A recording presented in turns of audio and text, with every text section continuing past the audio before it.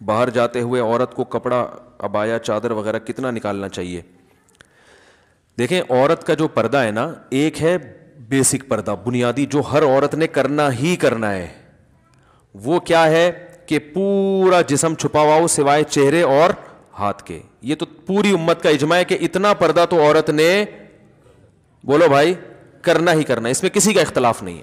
بال نہیں کھول سکتی, کلائیاں نہیں کھول سکتی, پنڈلیاں نہیں کھول سکتی, پاؤں, چہرہ اور ہاتھ.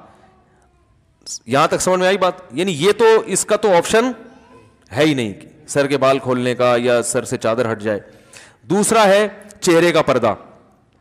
تو چہرے کے پردے کے بارے میں علماء کا اختلاف ہے. امام ابو حنیفہ رحمہ اللہ کی رائے یہ کہ چہرے کا پردہ فرض نہیں ہے. امام شافعی اور امام احمد بن حنبل کی رائے یہ کہ چہرے کا پردہ بھی فرض ہے. بالکل ایسے ہی وہ کہتے ہیں اس میں بھی سرے سے کوئی آپشن عورت کے پاس ہے ہی نہیں. وہ چہرہ لازمی ہر قیمت پہ اس نے چھپانا ہے, اس میں گنجائش کا پہلو نہیں ہے. جیسے سر کے بال چھپانے ایسے چہرہ بھی چھپانا.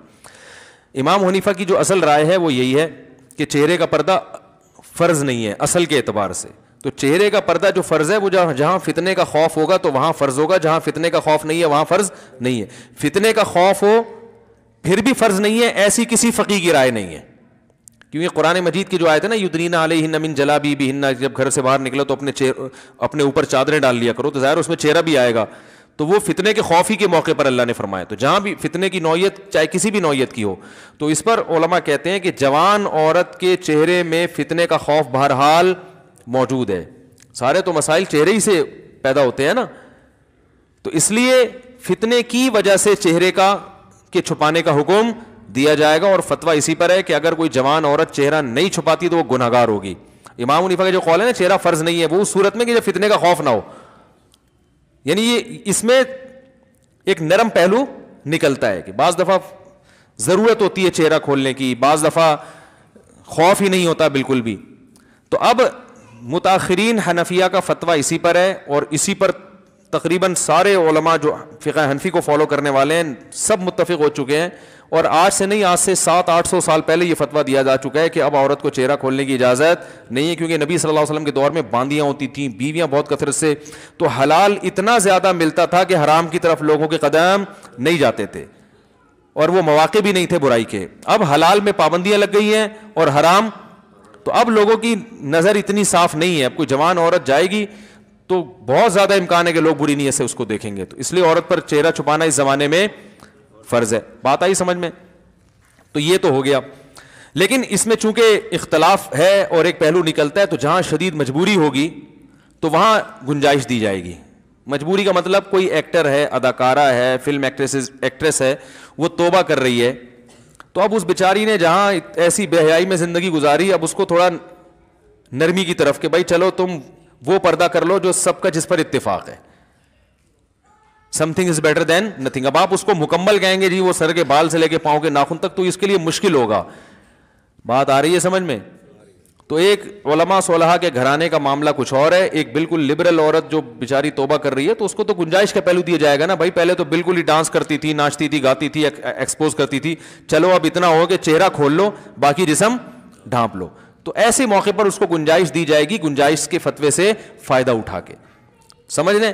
یا کسی عورت کے لیے اور مشکلات پیش آ رہی ہیں معاشرے میں, بہت جینا حرام کر دیا, بعض دفعہ رشتہ دار طلاق تک دے دیتا ہے شوہر پردہ کرنے پر.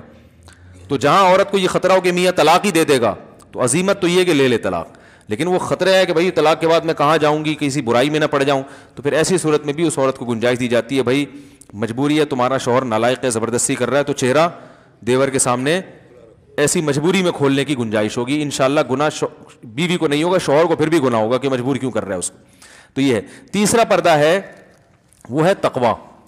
تقوی کا تقاضا یہ ہے کہ عورت سر کے بال سے لے کے پاؤں کے ناخن تک اپنے آپ کو, اچھا یہ جو بوڑھی عورتیں یہ چہرے کے پردے سے مستثنا ہے, ان پر لازم نہیں کیونکہ اس میں فتنہ نہیں ہوتا.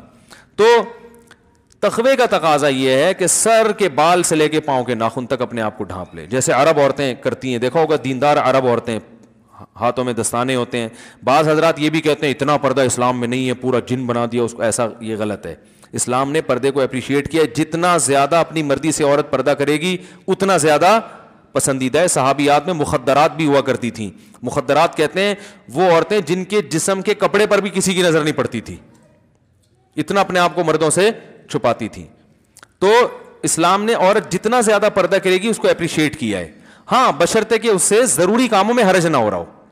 اب جوائنٹ فیملی میں بہو صاحبہ نے مخدرات میں شامل کر کے دروازہ بند کر کے کنڈی لگا دی کہ دیور کی میرے کپڑوں پہ بھی نظر نہیں پڑنی چاہیے, تو یہ تقوی کی یہ مقام تو حاصل ہو گیا, لیکن روٹیاں کون پکائے گا بھائی, گھر کا کام کون کرے گا ہے, یا جو بھی گھر کے کام کاج ہیں جو سب نے مل بانٹ کے کرنے ہیں, وہ تو ایسے موقع پر اس کو کہا جائے گا بھائی چہرے کا پردہ کریں آپ. باقی جتنا پردہ کام کاج کے دوران اگر کچھ تھوڑی بہت کلائیاں کھل جاتی ہیں یا ہاتھ کھل جاتے ہیں وہ معاف ہیں. امام یوسف رحمہ اللہ سے صراحتاً منقول ہے کہ جوائنٹ فیملی میں اگر گھر چھوٹا ہو, عورت برتن دھوتے ہوئے اس کی کلائی کھل جائے اور دیور کی نظر کلائی پہ پڑ جائے تو انشاءاللہ گناہ نہیں ہوگا, کیونکہ اس سے بچنا بہت مشکل ہے نا. آستین پوری یوں کر کے وہ برتن دھوئے گی تو آستینیں گیلی ہوتی ہیں, تو تھوڑا بہت اس کو آستینیں چڑھانی پڑتی ہیں, احتیاط کے باوجود بعض دفعہ نظر پڑ جاتی ہے. ہمارے یہ بھی فرمایا کرتے تھے عورت جوائنٹ فیملی میں پردہ کرے, چہرہ چھپائے, لیکن اگر بے احتیاطی میں چہرے پہ دیور کی نظر نہ چاہتے ہوئے غلطی سے پڑ جاتی ہے تو کوئی بات نہیں, معاف ہے. کیونکہ اب گھر میں رہتے ہوئے اتنی بے احتیاطی ہو جاتی ہے, اس میں زیادہ مسئلہ کھڑا کریں گے تو گھر کا ماحول خراب ہوتا ہے. تو پردہ کرے چہرے کا, لیکن اگر کبھی غلطی سے بے احتیاطی ہو جائے تو انشاءاللہ معافی ہے. لیکن میں آپ کو ایک بات بتاؤں, جو محتاط لوگ ہیں نا, ہمارے ایسے بہت سے اساتذہ ہیں جن کے گھروں میں کئی بھائی ہیں ماشاءاللہ, بیویاں بھی ساتھ رہتی ہیں, وہ کہتے ہیں 10 سال ہو گئے ہم جوائنٹ فیملی میں کبھی ہماری نظر اپنی بھابھی پہ نہیں پڑی. وہ بتاتے ہیں کہنے غلطی سے بھی نہیں پڑی. تو تمیز اگر ایک دفعہ مارکیٹ میں آ جائے نا تو وہ ایسا غلطی سے بھی ہوتا نہیں, لیکن بہرحال ہو جائے تو معاف ہے. یار ہم تو 10 سال سے رہ رہے ہیں کبھی نظر بھی نہیں پڑی, اکٹھے رہ رہے ہیں نہیں پڑی. تو وجہ اس کی ہے کہ ان کو پتا ہوتا ہے بھائی بیگم آ رہی ہے یا بھابھی ہے, بھابھی آ رہی ہے تو نظر وہ خود ہی نیچے کر لیتے ہیں. بھائی ٹھیک ہے انہوں نے کھانا رکھا چلی گئی, نظر پہلے سے نیچے. جو جس کی نگاہیں خراب ہوتی ہیں نا وہ پہلے دروازے پہ یوں کر کے دیکھ رہا ہوتا ہے, آنے تو دو, پہلے دیکھوں گا میری بیگم ہے یا بھابھی آ رہی ہے, آنے دو. آئے گا اچھی طرح مطالعہ کرے گا, پھر کہے گا بھائی اسلام میں اچھا نہیں ہے. اور جو تقوی والا آدمی ہوتا ہے وہ نظر ریچ ہی کرتا ہے, وہ کہتا ہے اگر بیگم ہوگی تو خود ہی منہ سے بول دے گی نا کہ میں بیگم ہوں, تو نیچے رکھو منہ نظر.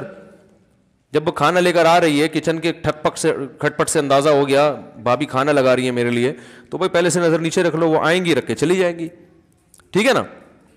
اور اگر بیگم ہے تو بیگم منہ سے خود ہی بول لے گی, بھائی بیگم تو ایسا بولتی ہے آپ کو پتا ہے اس کو چپ کرانا مشکل ہوتا ہے. بولے گی بڑے شریف بن رہے ہو ہیں, وہ بولے گی نہیں, وہ ایسا بولے گی کہ بلوائے گی آپ کو پھر وہ. خیر, تو تمیز والے سب اگر ہو جائیں نا تو معاملہ آسان. ایک جوائنٹ فیملی میں گھر کی خواتین سارے کام کاج بھی کر لیتی ہیں اور پردے پر بھی عمل ہو جائے. ایک بھی اگر شرارتی ہوگا نا دیوروں میں وہ فتنہ کھڑا کرتا ہے, اور ہوتے ہیں, اللہ معاف فرمائے, آپ لوگوں کے علاوہ کی بات.